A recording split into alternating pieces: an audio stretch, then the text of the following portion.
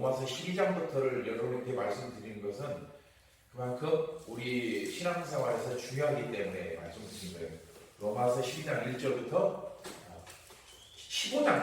15장까지는 이심득이 원리, 그러니까 로마서 1장부터 11장까지 전개 바울이 말씀하셨던 그 내용의 한 단어로 한다면 그게 이심득의라고 했잖아요. 믿음으로써 의로워진다, 즉 믿음으로써 구원을 받는다, 이게 이심득의거든요. 그 이심득의 원리가 1장 17, 18절부터 12장, 11장까지 이루어졌는데 그 12장부터 15장까지는 뭐냐, 이 앞에 이루어졌던 이심득의 원리에 의해서 의롭고 거룩한 존재가 된 우리 성도가 그의 실제 삶에서 어떻게 살아갈 것인가의 문제를 다루고 있다고 했어요. 이에 대해서 로마서 12장 1절부터 13장 14절, 그러니까 지난주까지 살펴본 말씀에서는 구원받은 우리 성도들이 추구해야 할 삶의 자세를 말하고 있는데, 근데 문제는 뭐냐, 그게 원칙적이고 포괄적으로 다루고 있다는 거예요. 원칙적이고 중요해요. 12장 1절부터 13장 14절까지는 이 성도의 삶의 문제를 다루고 있는데 포괄적인 문제, 좀 형이상학적인 문제를 다루고 있다는 거예요. 예를 들면은 12장 1절부터 2절은 하나님과의 관계를 기록하고 있는데 거기에서는 뭐예요? 하나님의 뜻을 분별하라 이렇게만 말하고 있어요. 그 다음에 12장 3절부터 13절에서는 교회 내에서 성도 간에 어떤 관계가 있을 것이냐? 분수에 맞게 행동하라. 이게 중심 주제예요. 요것은 갖고 계시면 요약된 거예요. 여러분들 중요할 거예요. 그 다음에 12장 14절부터 21절까지는 그리스도인의 사회적인 관계. 근데 그것은 뭐냐? 악에게 지지 말고 뭐라? 선으로 악을 이겨라. 이런 게 이게 그 사회 안에서의 그리스도인의 자세라고 했어요. 그리고 13장 1절부터 7절에서는 국가를 어떻게 볼 것이냐를 하고 있는데 거기는 뭐라고 했어요? 복종하라. 단 조건이 있다. 그 권력이 권세가 하나님의 선한 도구로 사용될 때, 이러면서 제가 이것의 해석을 좀 확장시켰어요. 무슨 말이냐? 국가 권력에 복종해야 될 의무가 우리에게 있지만 오늘날에는 그들을 선택해야 될 권리가 우리에게 또 하나님이 주어진 거예요. 뭘로?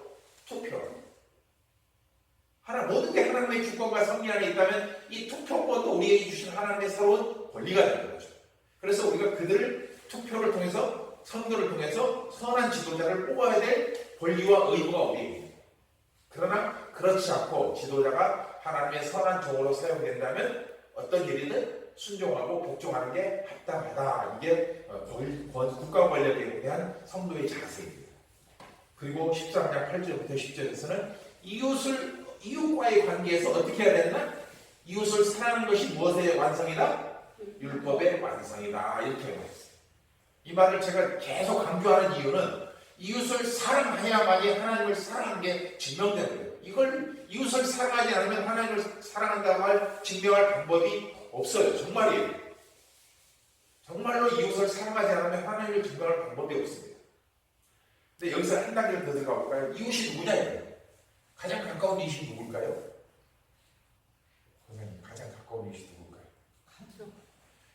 요거 여러분들 꼭 기억하세요. 가장 가까운 이웃은 가족. 왜냐하면 우리는 가족과 이웃을 구분해 놓잖아요. 근데 천국에서는 가족과 이웃이 구분돼 안 돼요.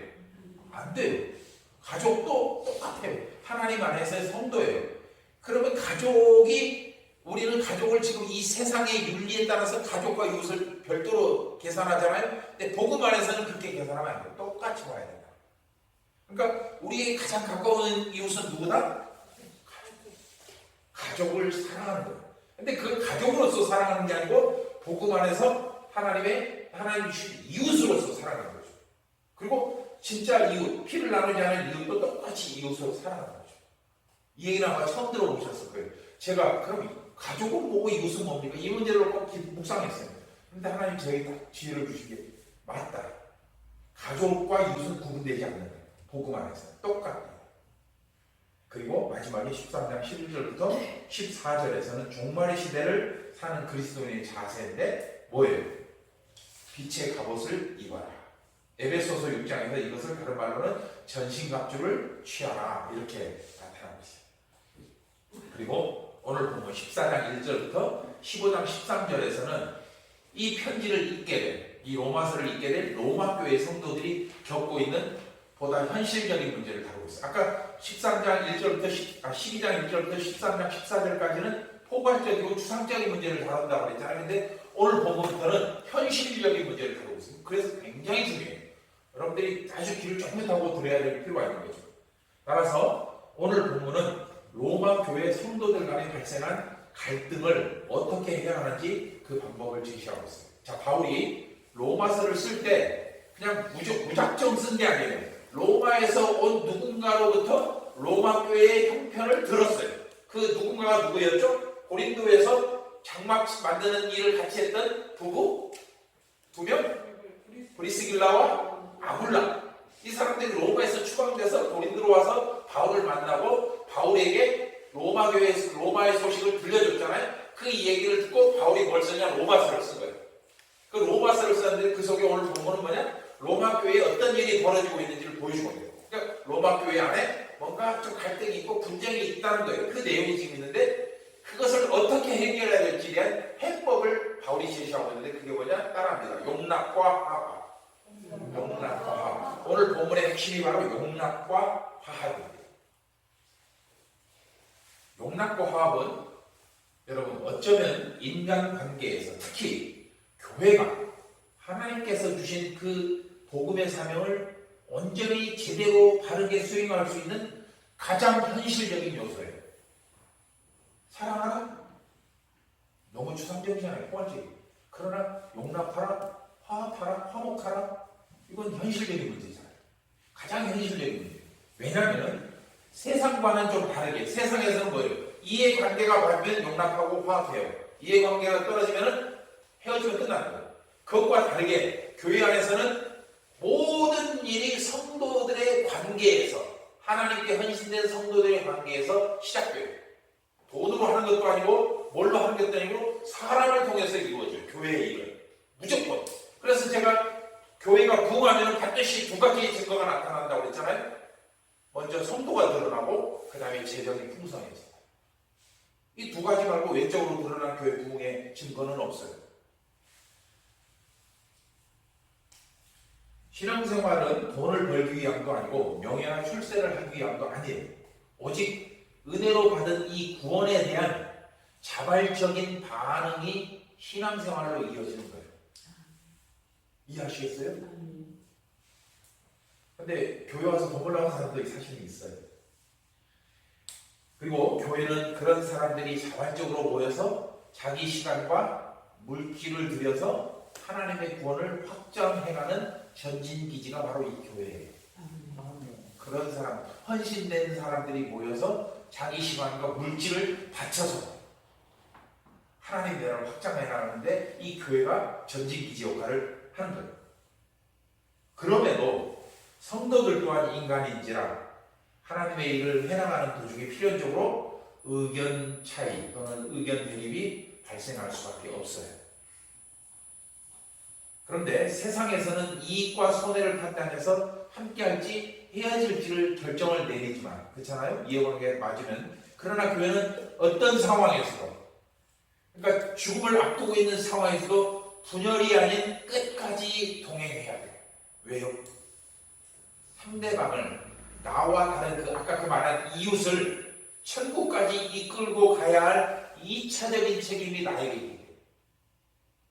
1차적인 책임은 누구에게 있어요? 자기 자신에게 있는 거예요. 자기 자신에게 믿음의 선한 싸움을 싸울 책임이 1차적인 책임이 있지만 2차적인 책임은 그 사람을 실족시키지 않고 낙심하게 하지 않고 끝까지 이끌고 가야 격려하고 함께하면서 가야 될 책임이 나에게 있어요. 2차적 책임. 뭘 통해서? 용납과 화합을 통해서 그 일을 해야 된다. 바로 이것을 이루기 위해서 가장 중요한 요소가 용납과 화합입니다. 그리고 여러분 제가 전에도 사랑에 대해서 말하면서 그랬어요. 이 세상에 우리가 사랑을 논할 만한 그릇이 안 돼요. 우리는 자격이 없어요. 대신에 이 세상의 선한 것들 의리, 정의, 배려, 질서를 지키고 남들을 아껴주고 이런 것들이 뭐냐? 그 근원을 쫙 거슬러 나면 그 종점에 뭐가 있다고 했어요? 하나님의 사랑이 있다고 했잖아요. 하나님의 사랑이 현실적으로 분화되고 확장되고 변화된 모습이 이 땅의 선한 에너지로 있다는 거예요. 그 중에 하나가, 그 중에 오늘 본문의 주제인 용납과 화합도 바로 사랑으로부터 파생되어 온 이 땅에서의 현상이라는 거예요. 따라서 교회가 분쟁과 갈등으로 어려움을 겪는 가장 큰 원인이 뭐냐? 바로 이 용납과 화합이 없거나 부족하기 때문에 실적을 달성하지 못해서 그 교회가 분쟁에 휩싸이지는 않습니다. 올해 전도 목표 100명 했는데 100명 못했다고 다들 그냥 그런 책망 그러지 않아요. 우리는 달려갈 길은 다가요. 선한 싸움을 싸워요. 그러나 결과는 하나님께 맡기는 거예요. 이게 우리의 하는 방식이에요. 세상에서 영업은 못하면 책망받고 경책받고 징계받고 감봉받고 때로는 잘리기도 하고 하지만 우리는 절대로 잘리지 않아요. 배 잘리게 나갈 수밖에 없어요. 하나님의 일을 자르지 않아요. 왜?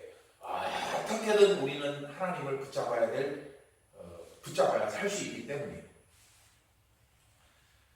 안타까운 점은 교회 안에서 용납과 화합을 이루지 못하는 대부분의 원인들이 오늘 본문에 나온 사건들이 진리와 별 상관이 없는 문제들이라는 사실이에요. 죽고 사는 문제가 아니고 별 상관이 없는 문제들이 때문에 용납과 화합을 못하고 분쟁을 한다는 거예요. 오늘 본문은 바로 이 부분, 즉 교회 내 분쟁과 갈등을 일으키는 원인과 그것을 해결하는 방법을 다루고 있어요. 오늘 본문에서 바울은 특히 음식 문제나 절기 준수 문제 등으로 인해서 발생한 교회 안에서의 갈등 문제를 다루고 있어요. 로마 교회에서 그런 일이 있었다는 거죠.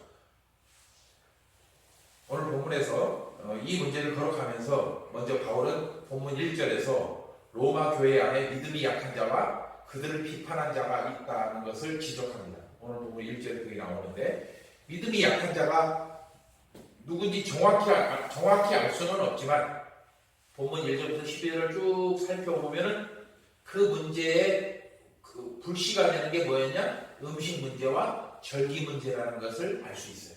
그러니까 교회 안에 일어나고 있는 분쟁과 갈등이 있는데 그 분쟁과 갈등을 일으키는 원인에 뭐가 있었냐? 음식 문제가 있었고 절기 문제가 있었다는 거예요. 오늘 본문을 훑어보면은 그리고 이 두 문제를 또 거슬러 올라가 보면은 그럼 이 음식 문제와 절기 문제를 갖고 갈등을 일으키는 그 사람이 누구냐 이거예요. 그걸 거슬러 올라가면 뭐냐? 믿음이 약한 사람인데 여기 본문 1절에 믿음이 약한 사람이 나오는데 그 믿음이 약한 사람이 누구냐? 이방 종교에서 개종하고 들어온 이방인 그리스도인들 또는 유대교에서 개종하고 들어있는 유대파 그리스도인들이 바로 그 사람들이었다는 거예요. 본문을 구체적으로 살펴보면 그 내용이 나오는데 따라서 오늘 본문이 주는 교훈을 보다 깊이 깨닫기 위해서는 이 두 가지 문제와 거기에 연관된 사람들이 누군지를 살펴보는 게 굉장히 중요하죠. 자, 첫 번째 음식 문제. 음식 문제가 왜 나왔느냐? 오늘 본문 2, 3절과 6절을 보면은 음식 문제로 인해 성도들 간에 서로 비판하는 일이 발생했어요. 그런 일이 있었어요. 이것은 그걸 좀 생각해보고 평소에 그들이 먹은 음식에 어떤 문제가 있었다는 것을 짐작할 수 있어요. 어떤 거였냐? 바로 시장에서 파는 고기를 사다 먹었는데 그 고기가 무슨 고기였느냐? 우상에게 바쳐졌던 재물이었다는 거예요. 고린도전서 8장 9장에도 이 내용이 나와요. 그러면서 거기서 바울이 주장하고자 하는 것은 덕을 쌓아라. 이게 결론이에요. 덕에 대해서는 전에도 했기 때문에 나중에 시간 나면 한 번 더 설명을 해드리도록 하겠습니다. 그 당시 로마 시대 당시 시장에서 유통되는 고기는 대부분이에요. 우상에게 바쳐진 것으로서 제사를 드린 후에 그 제사를 드린 사람들이 그 고기를 시장에다 갖다 내다 팔았던 것이 일반적인 현상이었어요. 왜냐하면 그 당시에는 사람들이 고기를 사 먹을 만한 여유도 없었고 또 가축도 그렇게 많지 않았어요. 제가 저 어렸을 때를 생각해 보면요, 물론 그때도 아주 갑부들은 뭐 그러지 않았겠지만 제가 어렸을 때 1년에 소고기 몇 번 안 먹었던 것 같아요. 2번. 2번. 정말 소고기 몇 번 안 먹었다. 다행히 우리는 돼지를 키웠기 때문에 돼지고기를 그래도 좀 자주 먹기는 했었어요. 아버지가 돼지를 몇십 마리씩 키웠으니까 그 먹긴 했는데 정말 소고기 못 먹었어. 그랬었는데 제가 어렸을 때도 그랬는데 그럼 2000년 전에는 오직 했겠냐는 거예요. 오직 기획했냐. 그래서 그 짐승들 대부분은 우상에게 바치기 위해서 도축된 것들이 대부분이었다. 그 당시에. 그런데 그리스도인이 된 이방인에서 그리스도인이 된 그 사람들은 과거에 뭔 일을 했냐? 자기들이 바로 그 제사 음식을, 지낸 음식을 시장에다 갖다 팔았던 장본인들이었어요. 그들은.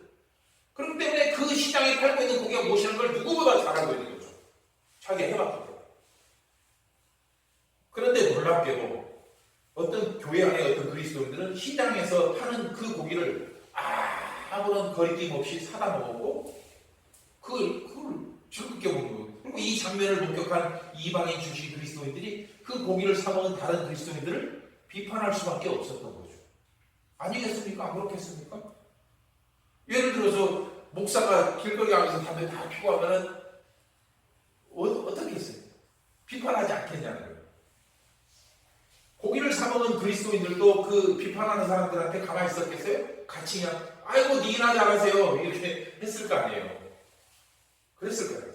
그런데 본문 2절을 보면은 이 음식과 관련한 또 다른 종류의 갈등이 있어요. 그게 뭐냐? 어떤 성도는 뭐만 먹어요? 채소만 먹고 고기 먹는 성도 채소만 먹으면서 고기 먹는 성도들을 비판한 거예요. 우상에 바쳐진 그 고기를 먹는 걸 비판하는데 그럼 이 사람들은 왜 채소만 먹었냐 이거예요. 왜 채소만? 뭐 채식주의자라서? 아니에요. 아마도 채소만 먹으면서 고기를 먹는 그리스도인들을 비판한 사람들은 유대인 출신 그리스도인들일 가능성이 100% 높습니다. 왜냐하면 그들은 뭐 때문에 고기를 못 먹고 있냐면 코셔 제도라고 하는데 코셔 제도라고 하는 것은 코셔 제도 때문에 고기를 안 먹었을 건데 이 코셔 제도가 뭐냐면은 유대인의 음식 문화인데 관련해서 유대인 랍비 그러니까 유대인의 종교 지도자가 안수를 한 후에 도축한 짐승만을 정결한 것으로 인정하고 먹는 유대인들의 율법에 근거한 어떤 전통이에요. 이게 코셔 제도인데 이건 좀 똑같지는 않지만 이슬람에서 쓰고 있는 할랄 제도 있죠. 이것도 비슷해요. 제가 왜 이게 두 개가 같지는 않지만 비슷하다고 하냐면 그 근동에서 있는 사람들이 갖고 있는 문화권이 있거든요. 그래서 이슬람과 유대교인데 이건 상극인데 문화는 같은 공통점들이 많아요. 제가 오래전에 20여 년 전에 터키를 갔을 때 거기에서 구르반이라고 하는 절기가 있었어요. 이슬람 절기가. 구르반 절기에 제가 거기를 여행을 하게 됐는데 그곳에서 뭘 했냐면은 양을 목을 탁 비워가지고 피를 쫙 뽑은 다음에 그 양을 문 앞에다 걸어놔요. 문 앞에다 나무 위에다 딱 걸어놓으면 뭘 하냐? 이 양을 그 절기에 양을 잡지 못할 정도로 형편이 어려운 사람들이 이 양고기를 갖다가 먹어요.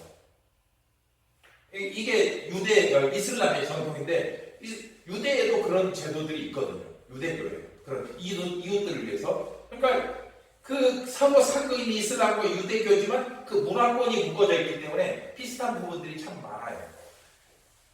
그 코셔 제도 때문에 그들이 뭘 했냐? 이스라엘이 아닌 이방 나라에서는 랍비가 없는 지역이 많았을 거 아니에요. 이스라엘 땅에서는 이제 랍비가 많이 있지만 저 지중해 이방 나라에서는 랍비들이 없는 것들이 많죠. 그러니까 코셔를 시행한 고기를 구할 길이 없는 거예요. 안수를 해서 고기를 잡은 고기를 구할 방법이 없으니까 차라리 내가 그걸 먹고 죄를 짓느니 유대파니까 유대주의.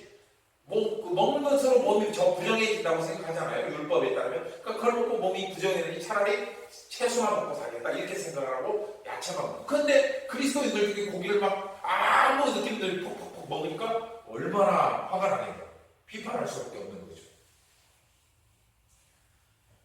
그로 인해 교회의 갈등이 발생하고 점점 더 혼란스러워지자 바울은 그 문제를 해결하기 위해서 바로 로마서 13장에서 이 문제를 거론하고 있는 거예요. 두 번째로 절기 문제. 본문 5절로 6절을 보면은 성도들 사이에 어떤 날이 다른 날보다 중요한지에 관한 일로 갈등이 발생하는 것을 알 수 있어요. 왜냐? 유대교에서 그리스도인이 된 사람들은 그리스도인이 된 후에도 뭐예요? 전에 지키고 있던 안식일, 월사, 절기 같은 것을 특별하게 여겼어요. 우리 그 갈라디아서를 보면은 베드로가 그런 일을 했죠? 베드로가 그 이방인들과 같이 밥을 먹다가 유대인들이 온다니까 도망간 일이 있었잖아요. 그게 왜 도망가냐? 이방인과 섞여서 있으면 안 된다는 율법, 유대 전통이 있거든요. 근데 유대인들이 와서 베드로를 보고 아이고 유대인이요 이방인으로 어울리네 이런 말을 안 들으려고 피한 거예요. 그러니까 바울이 그 베드로를 심하게 당. 네가 그리스도인이 되었으면서 아직도 변화되지 못하고 복음의 진리를 깨닫지 못하고 그 유대 율법을 아직도 쫓아가느냐 이렇게 책망을 했던 거예요. 바울이 책망한 이유가 바로 우리가 복음을 받았다면 그 모든 것으로부터 자유로워지고 그래야 되는데 너는 아직도 율법에 종속되어서 유대 전통에 종속되어서 그 사람들을 무서워하고 율법을 신경 쓰고 이러고 있다는 거예요. 그들은 그래서 그로 인해 갈등의 원인이 되었는데 그들은 안식일을 지켜야 한다고 주장하는 반면 이방인 출신 그리스도인들은 안식일에는 뭐든 다 똑같지 뭐 모든 날이 다 중요하지 뭐. 왜? 그들에게는 유대인들이 지키고 있던 그런 안식일이나 뭐 이런 절기들이 월삭이나 절기들이 아무런 의미가 없는 거죠. 그들이 뭐 그날이 그날인 거예요. 똑같다고 비판했을 거예요. 그런데 바울의 입장에서 볼 때 음식 문제나 절기 문제는 진리의 문제는 아니에요. 이거 중요합니다. 음식이나 절기는 진리의 문제도 아니고 또한 어느 한쪽이 그렇다고 틀린 것도 아니에요. 이쪽이 꼭 틀리고 이쪽은 맞다 이런 것도 아니에요. 그냥 양쪽 다 그럴 수 있다는 거예요. 이에 바울은 그 문제를 해결하기 위해서 네가 잘했어? 네가 잘못했어? 이렇게 무엇이 옳고 그른지 판단을 내리는 대신 뭐랬냐? 너희들이 싸우고 있는 것보다 더 중요한 것이 뭔지를 봐라 이거예요. 이걸 가르쳐줬는데 그게 뭐냐? 14장 8절로 9절이에요. 시작! 우리가 살아도 주를 위하여 살고 죽어도 주를 위하여 죽나니 그러므로 사나 죽나 우리가 뭐다? 주의 것이로다. 이를 위하여 그리스도께서 죽었다가 다시 살아나셨으니 곧 죽은 자와 산 자의 주가 되려 하심이라. 너희들이 아무리 치고받고 너희들이 잘났다고 싸워도 그게 중요한 게 아니고 주님 예수님이 우리의 주님이 되셨다는 거예요. 이게 중요하다.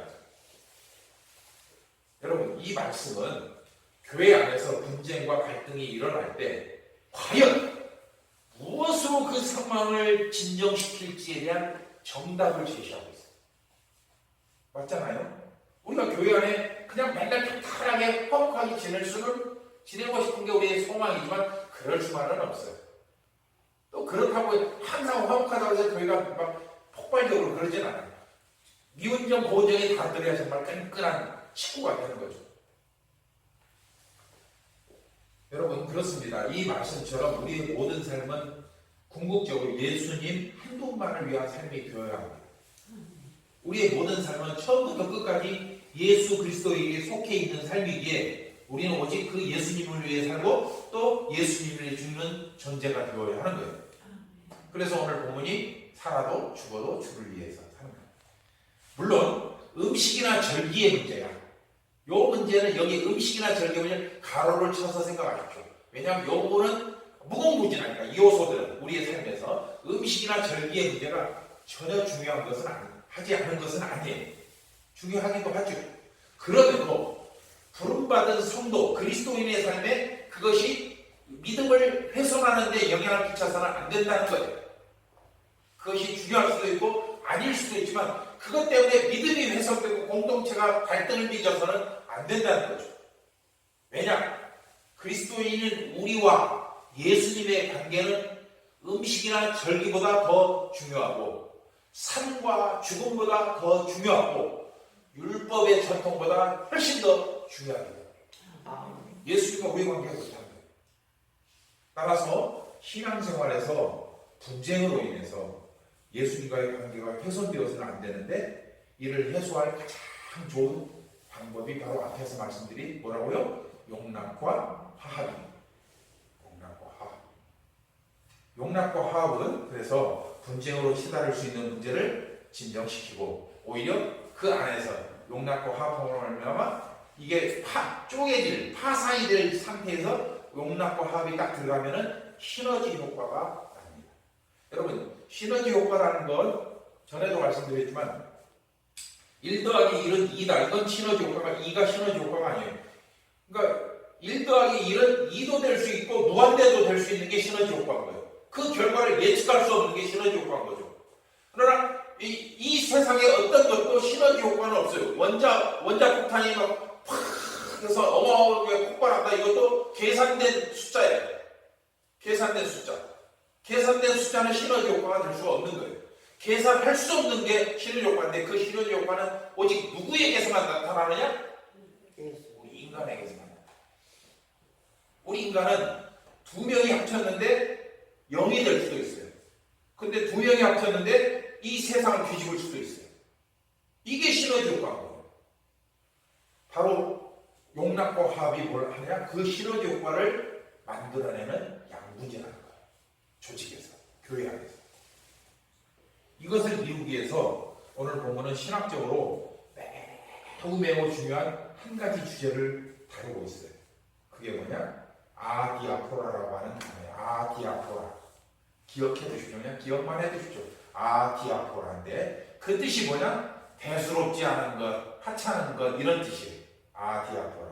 하찮은 것, 대수롭지 않은 것. 요 아디아포라 개념만 다르게 이해하면 교회 안에서 발생하는 대부분의 갈등과 분쟁을 막을 수 있어요.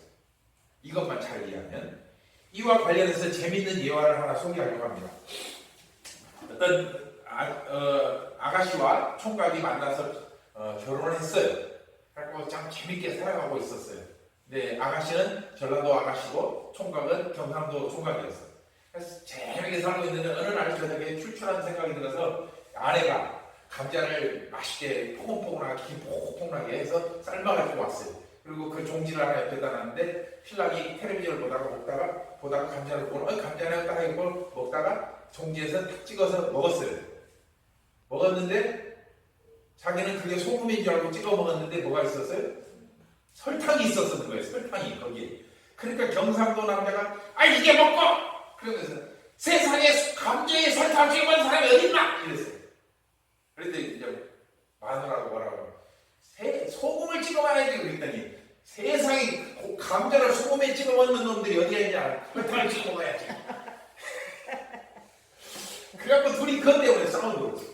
하고는 그러다가 어떤 일이냐 이제 자존심을 상하게 하는 일. 니네 부모는 니네 고향은 전라도 것들은 경상도 것들은 이런 얘기를 하고 거기서 감정대립 하고 이혼하려고 했어요.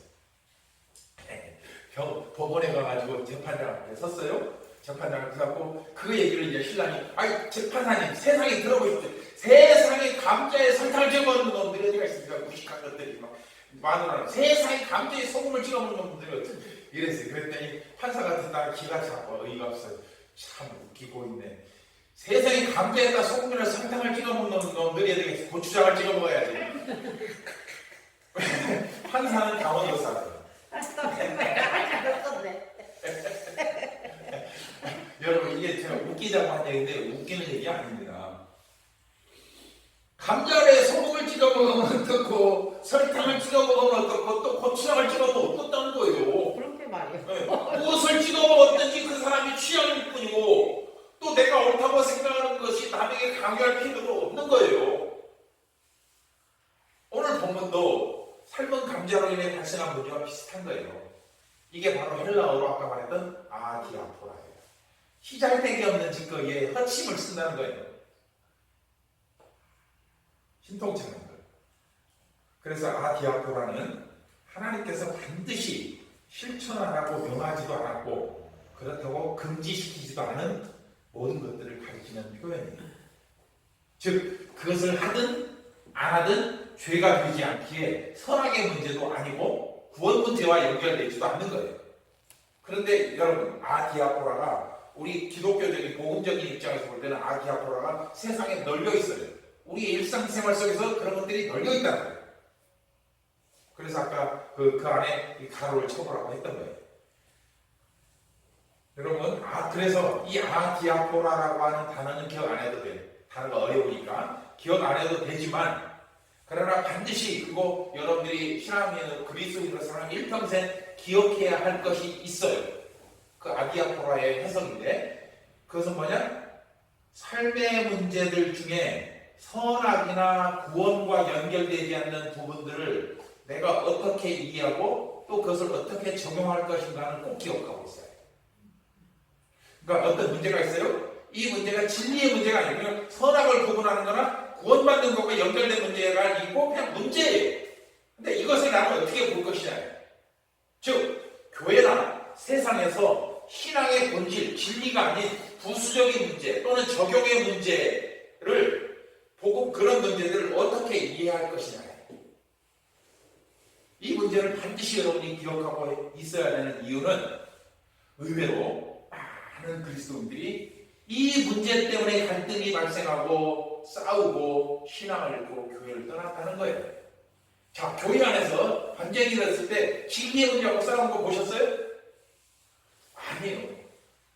교회 오는데 앞에서 인사하는 사람이 나한테만 인사 안 했다고 삐져갖고 교회 떠난 사람.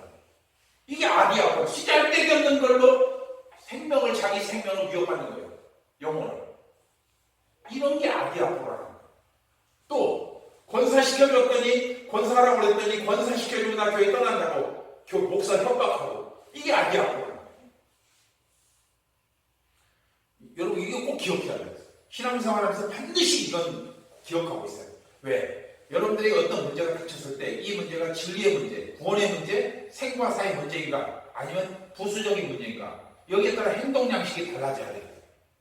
진리의 문제 앞에서는 명확하게 내 의견을 표현할 필요 없어요. 싸우라는 뜻은 아니에요. 명확하게 내 의견을 표현할 필요가 있지만 그것이 아니라면 그것의 희식이기를 가는 것보다 이 문제를 통해서 어떤 시너지 효과를 나타내게 하는 것이 중요한가를 볼 수 있어요. 그게 바로 용납과 화합인 거죠. 이해하시겠어요? 복음의 본질과는 아무 상관이 없는데 복음보다 더 중요하게 여기다가 자칫 꽁돔에도 다 놓치는 경우가 비일비재로 교회 안에서 일어나고 있기 때문이에요. 오늘 본문에서 제기된 음식 문제와 절기 문제가 바로 아디아포라, 즉 대수롭지 않은 하찮은 일이라는 거예요.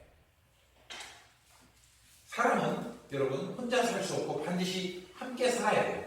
우리 신앙도 교회를 중심으로 모여서 함께 공동체를 이루어야만 돼요. 아까 말씀드린 것처럼 교회는 반드시 하나님께서 누구를 통해서 돈이나 물질이 아니고 사람을 통해서 일을 해나가시기 때문에 반드시 사람이 모여야 돼요. 교회는.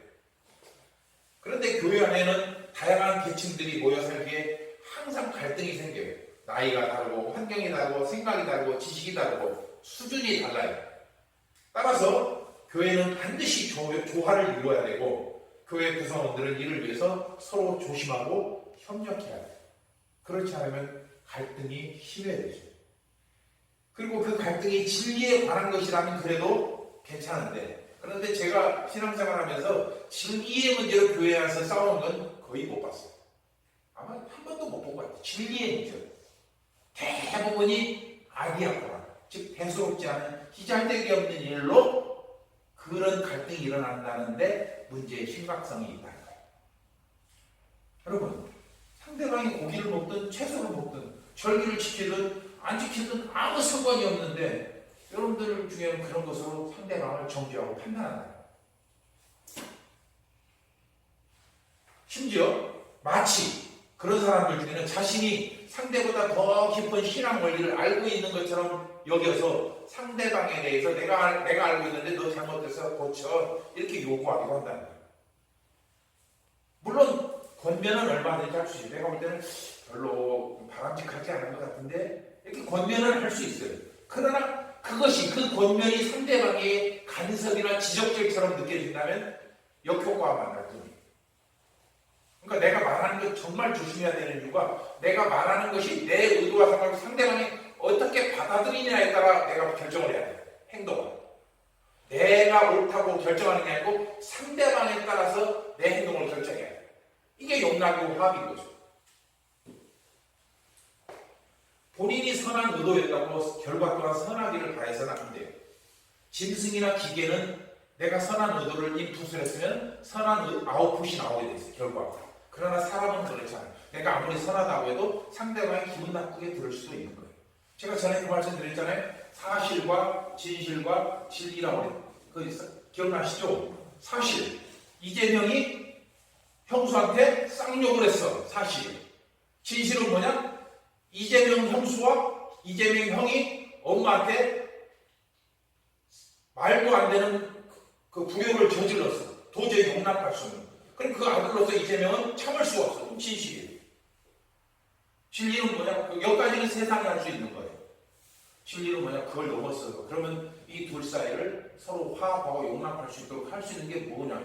이건 생명권에 관한 문제를 가지고 논해야 되는 게 진리라는 거예요.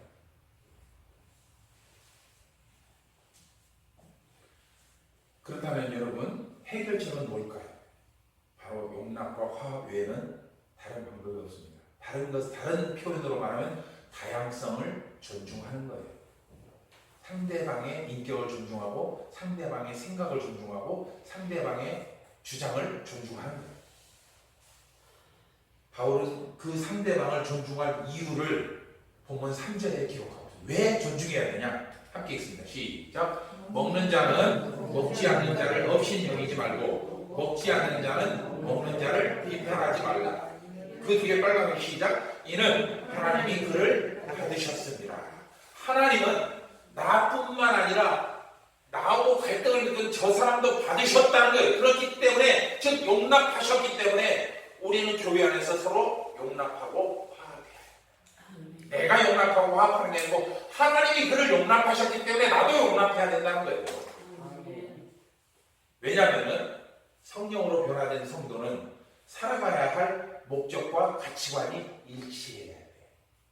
살아도 주를 위해, 죽어도 주를 위해. 이게 목적이랑 가치관이에요. 우리 그리스도인.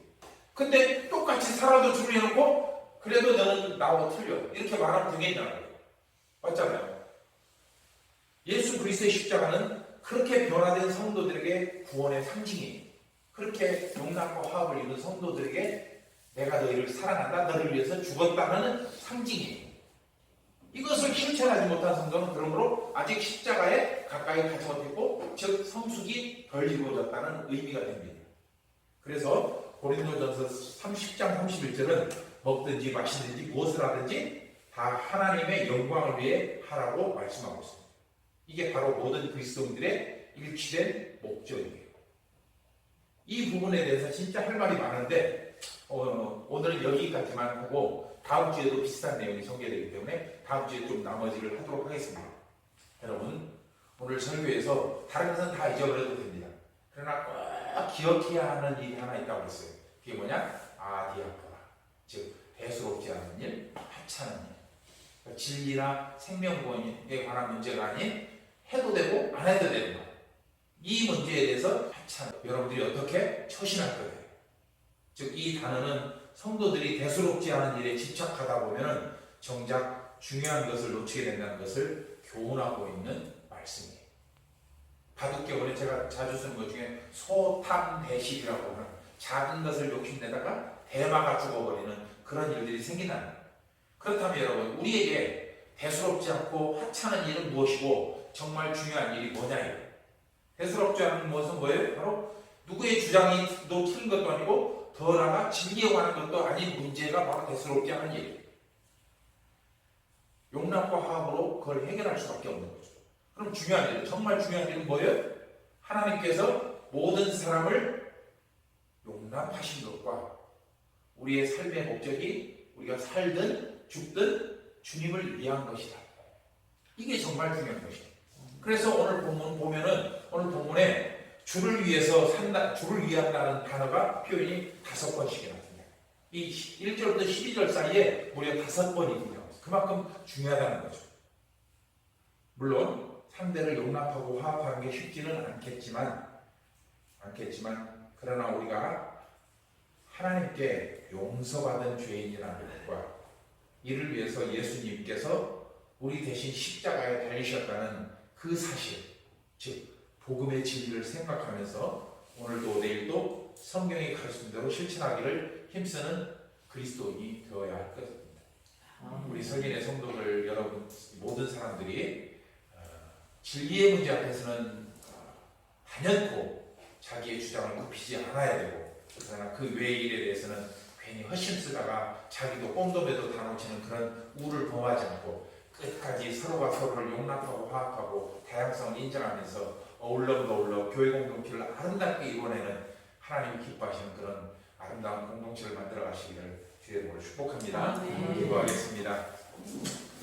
하나님 그렇습니다. 정작 중요한 것에 우리의 생명을 걸어야 되는데 거듭났다고 하면서도 우리의 생각이 우리의 욕심이 그것을 가로막고 훼손하고 희석시켜버리고 맙니다. 아디아포라라고 하는 대수롭지 않은 일에 대해서 우리가 하나님 아버지 우리의 헛된 에너지를 낭비하지 않도록 도와주시고 하나님께서 주신 그 진리를 바라보며 그 진리에 우리의 삶을 하나님 걸 수 있도록 도와주시옵소서. 우리가 살아도 주를 위해 살고 죽어도 주를 위해 된다니 우리가 모두가 주의 것임을 기억하며 하나님께서 주신 이 귀한 삶을 헛되게 낭비하는 일이 없도록 우리 삶을 붙드시고 인도하여 주시옵소서. 오늘도 하나님께서 귀한 가정을 통하여 감사의 예물을 바치게 하시니 감사합니다. 이 예물 속에 하나님을 향한 간절한 기도가 들어있고 또 소망이 들어있습니다. 주께서 받으시고 응답하시고 연락하사 아름다운 축복의 역사로 그 가정 가운데 임하게 하여 주시옵소서. 하나님 아버지 우리 정은아 집사님 지금 사업장을 인테리어 하고 있는 가운데 있습니다. 그 공사 모든 가정 가운데 하나님께서 붙들어 주시고 어떤 안전사고도 일어나지 않도록 하나님 성령께서 주장하여 주셔서 하나님 아름답게 인테리어 잘하고 개업하여서 하나님께 영광 돌리며 이 일을 통해서 그 가정이 경제적으로나 사회적으로나 윤택함을 누려갈 수 있도록 은혜를 내려 주시옵소서. 감사드리옵고 예수님의 이름으로 기도드리옵나이다. 아멘. 하늘에 계신 우리 아버지여 이름이 거룩히 여김을 받으시오며 나라의 마옵시며 뜻이 하늘에서 이룬 것 같이 땅에서도 이루어지이다. 오늘날 우리에게 일용할 양식을 주옵시고 우리가 우리에게 죄진 자를 사하여 준 것 같이 우리 죄를 사하여 주옵시고 우리를 시험에 들게 하지 마옵시고 다만 악에서 구하옵소서. 내게 나라와 권세와 영광이 아버지께 영원히 있사옵나이다. 아멘.